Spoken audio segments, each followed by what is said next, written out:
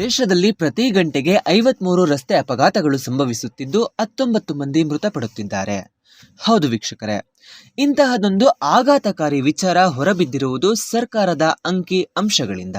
ಸಾರಿಗೆ ಸಚಿವಾಲಯದ ಅಂಕಿ ಅಂಶದ ಪ್ರಕಾರ 2022ರಲ್ಲಿ ದೇಶದಲ್ಲಿ 4,61,312 ರಸ್ತೆ ಅಪಘಾತಗಳು ಸಂಭವಿಸಿದ್ದು 1,68,491 ಮಂದಿ ಮೃತಪಟ್ಟಿದ್ದಾರೆ.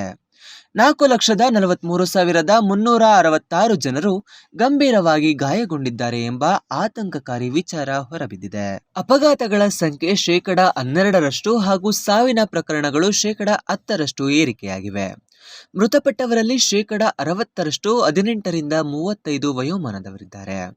2022ರಲ್ಲಿ ಹೆಲ್ಮೆಟ್ ಧರಿಸದೆ ಮೃತಪಟ್ಟವರ ಸಂಖ್ಯೆ 52,000ಕ್ಕೂ ಹೆಚ್ಚು. ಸೀಟ್ ಬೆಲ್ಟ್ ಧರಿಸದೇ ಇದ್ದಿದ್ದರಿಂದ 16,715 ಜನ ಮೃತಪಟ್ಟಿದ್ದಾರೆ. ವಾಹನ ಚಲಾವಣಾ ವೇಳೆ ಮೊಬೈಲ್ ಬಳಸಿ 3,395 ಜನ ಮೃತಪಟ್ಟಿದ್ದಾರೆ. ಮದ್ಯ ಸೇವನೆ ಮಾಡಿ 8,809 ಜನ ಮೃತಪಟ್ಟರೆ, ಸಿಗ್ನಲ್ ಜಂಪ್ ಮಾಡಿ ಮೃತಪಟ್ಟವರ ಸಂಖ್ಯೆ 1,462.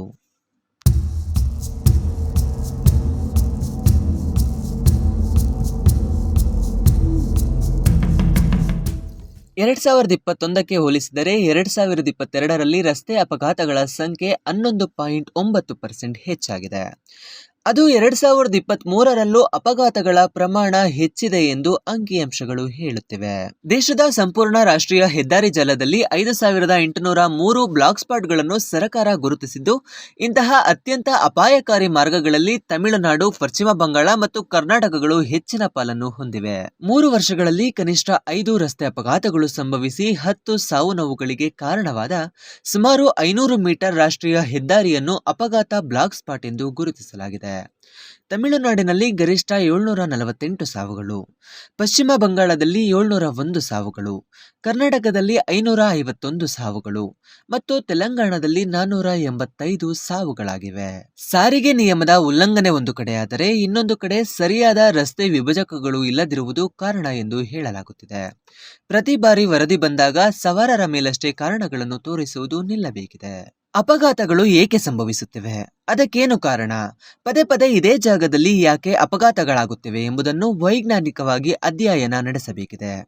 ಬಹುಮುಖ್ಯವಾಗಿ ಅಪಘಾತ ವಲಯದ ಸುತ್ತಮುತ್ತ ತುರ್ತು ಸೇವಾ ಕೇಂದ್ರಗಳನ್ನು ತೆರೆಯುವ ಅಗತ್ಯವಿದೆ. ವಾಹನ ಸವಾರರು ಎಚ್ಚರಿಕೆಯಿಂದ ವಾಹನಗಳನ್ನು ಓಡಿಸುವುದನ್ನು ರೂಢಿಸಿಕೊಳ್ಳಬೇಕಿದೆ. ನಿಮಗಾಗಿ ಮನೆಗಳಲ್ಲಿ ಕಾಯುತ್ತಿರುತ್ತಾರೆ ಎಂಬುದನ್ನು ವಾಹನ ಸವಾರರು ಮರೆಯಬಾರದು.